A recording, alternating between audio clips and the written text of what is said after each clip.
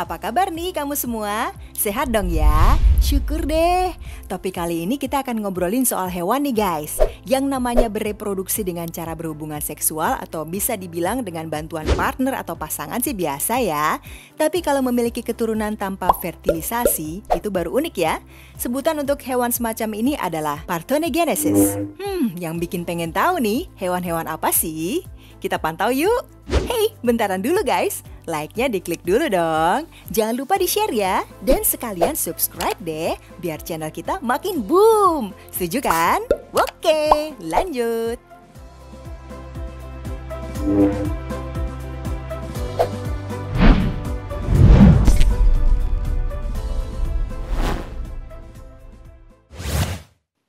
Yang pertama, laba-laba goblin.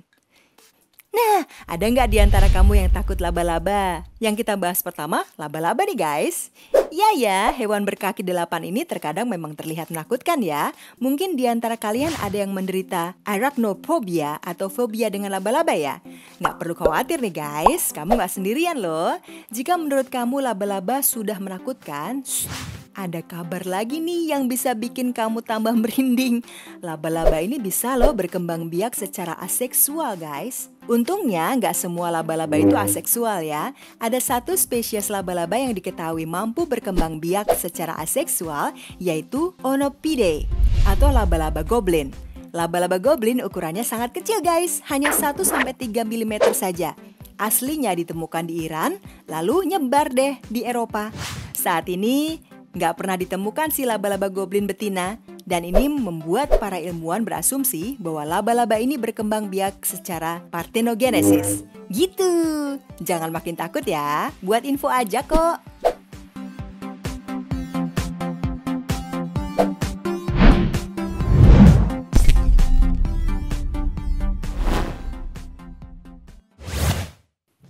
Yang kedua, ular boa constrictor. Langsung ke hewan yang kerap bikin kita parno, biar kata nggak semua berbisa nih guys.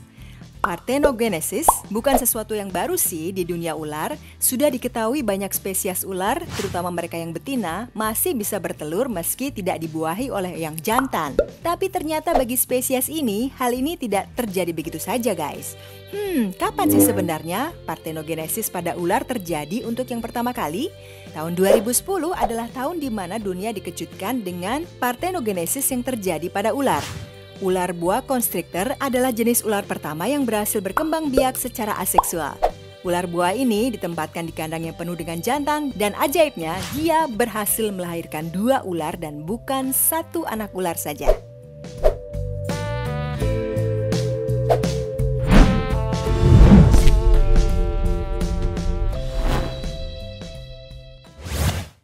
Yang ketiga, lebah madu Cape. Tercatat guys, ada sebanyak 20.000 spesies lebah madu yang tersebar di beberapa negara di dunia. Mayoritas lebah madu itu bereproduksi secara normal, di mana lebah jantan kawin dengan lebah betina. Tapi nih, ada satu spesies lebah madu yang mampu berkembang biak tanpa membutuhkan peran dari lebah jantan guys. Lebah madu Cape atau Cape honeybee adalah satu-satunya spesies lebah madu yang diketahui bereproduksi tanpa bantuan lebah jantan atau istilahnya seperti tadi, parthenogenesis. Lebah madu Cape merupakan lebah yang banyak ditemukan di Afrika Selatan guys, dan mereka bereproduksi dengan teknik yang dinamakan dengan telitoki. Lebah tetap bisa menghasilkan telur tanpa adanya pembuahan oleh lebah jantan. Ketika telur menetas guys, semua lebah yang keluar adalah lebah betina guys.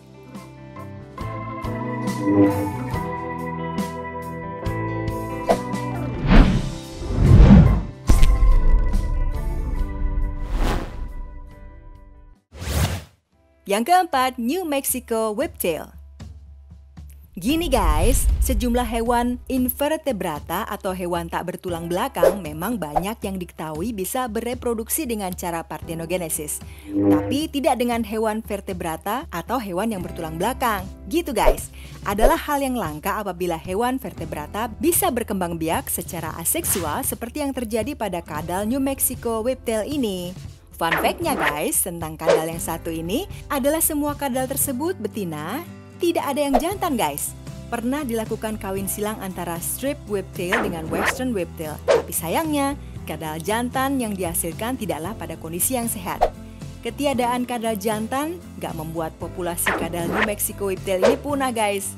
Kadal betina masih bisa bertelur maksimal berjumlah 4 telur. Tentu yang menetas adalah kadal betina juga. Wah, betina-betina ini memang luar biasa ya.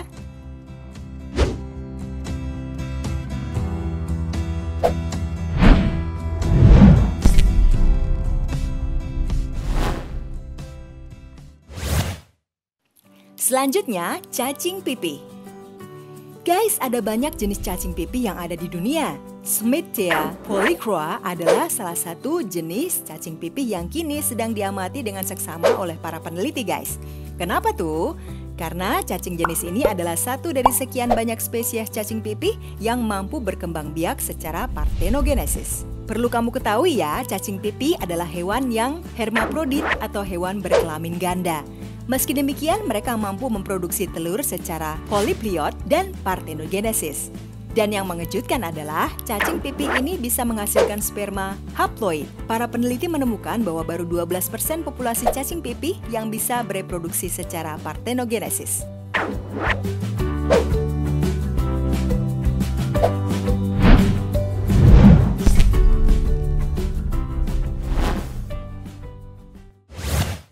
Selanjutnya, kalkun.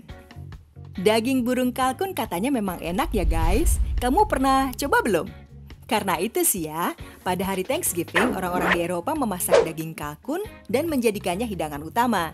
Sering dijadikan makanan, tidak banyak orang yang tahu bahwa burung kalkun termasuk dalam hewan yang bisa bereproduksi tanpa harus berhubungan seksual loh guys.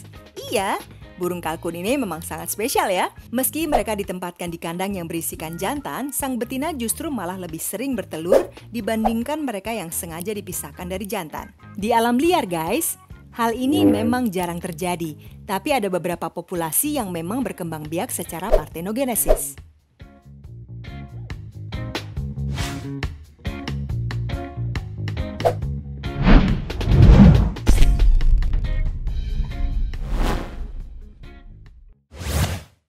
Yang ketujuh, hiu zebra. Nah, ikan yang satu ini selalu menarik ya untuk dijadikan topik pembicaraan. Dunia sudah mulai menunjukkan kekhawatiran mereka tentang populasi hiu yang semakin berkurang guys. Hal ini sering diakibatkan karena dilakukannya perburuan liar terhadap hiu. Sian ya. Sirip hiu adalah bagian tubuh yang paling diincar karena katanya sih, sirip hiu ini memiliki rasa yang lezat dan mampu memberikan manfaat kesehatan.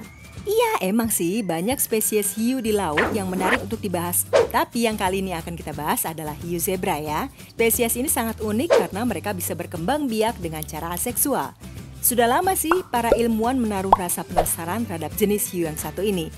Hiu zebra yang kebanyakan betina bisa bereproduksi tanpa berhubungan dengan hiu jantan.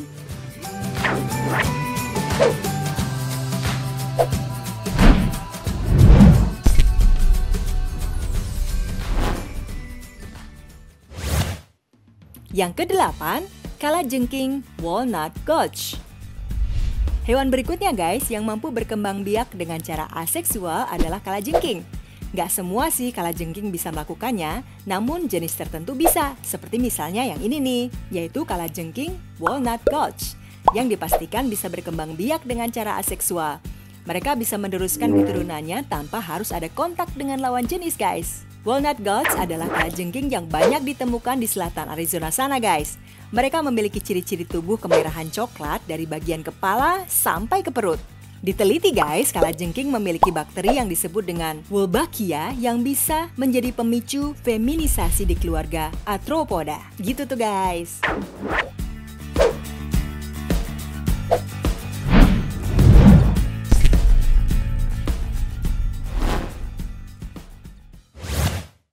Lanjut ya ke posisi 9 yaitu kutu air. Kita beralih ke hewan yang sering sukses nih guys membuat selak kaki-kaki kita gatal sekaligus sakit kalau dibiarkan basah ya. Kutu memang termasuk hewan parasit yang keberadaannya hanya membawa masalah bagi manusia dan hewan. Salah satu jenis kutu yaitu kutu air guys, diketahui termasuk hewan yang berkembang biak dengan cara partenogenesis. Kutu air ini menjadi krustasea pertama yang berkembang dengan cara aseksual. Ketika kutu air berhasil bertemu dengan lawan jenisnya, mereka bisa melakukan hubungan seksual dan menghasilkan telur. Tapi bila tidak, kutu air betina bisa tetap bertelur tanpa melewati hubungan seksual dengan kutu air jantan.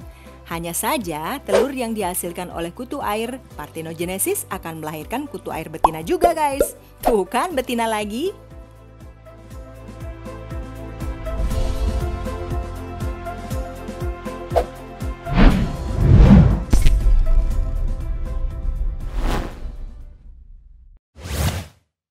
Di posisi puncak, yaitu komodo. Iya, komodo.